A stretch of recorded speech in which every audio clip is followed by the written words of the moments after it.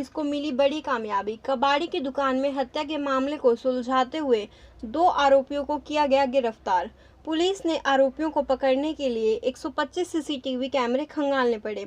बता दें कि 17 मार्च को सुरेंद्र नामक व्यक्ति के गुम होने की सूचना पुलिस को मिली थी।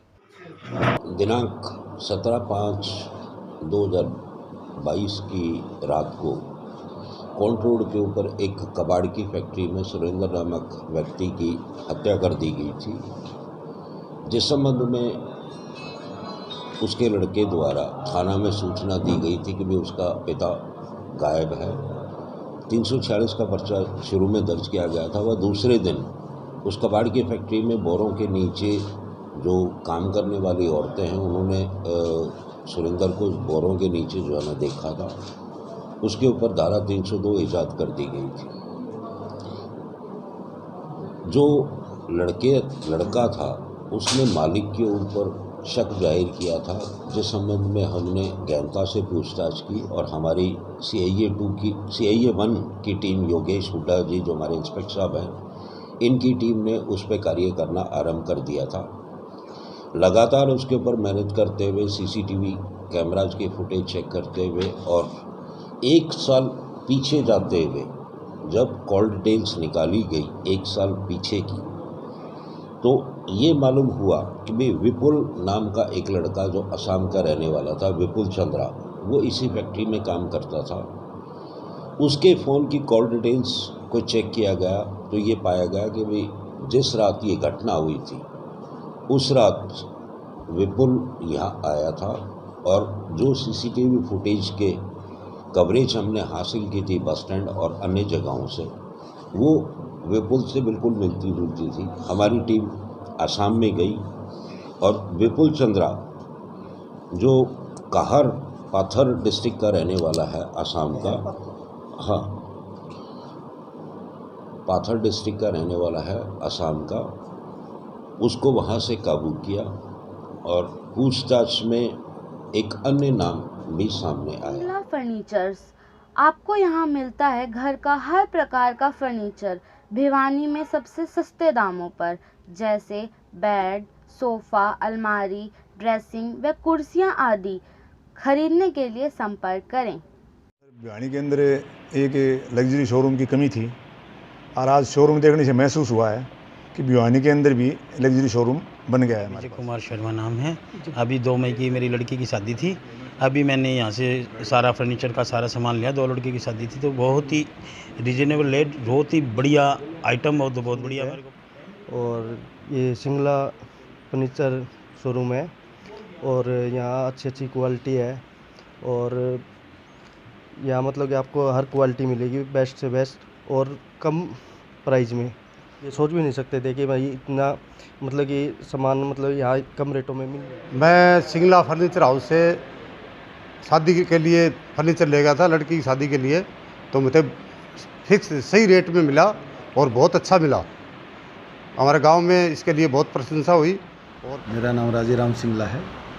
मेरा टिम्बर का काम है, शीशम सागवान की इमारती लकड़ी का, और मैंने अभी जस्ट ही सिंगला फर्नीचर का शोरूम खोला है और बढ़िया क्वालिटी का फर्नीचर बनाता हूँ। सारी मेरी खुद की मैन्युफैक्चरिंग है और सारा बढ़िया प्लाईवुड में बढ़िया क्वालिटी बनाया है मैंने। वो क्वालिटी और किसी के पास नहीं है। दूसरी चीज़, जो मेरे क्वालिटी के रेट है बिल्कुल रीज़नेबल रेट रखे गए हैं।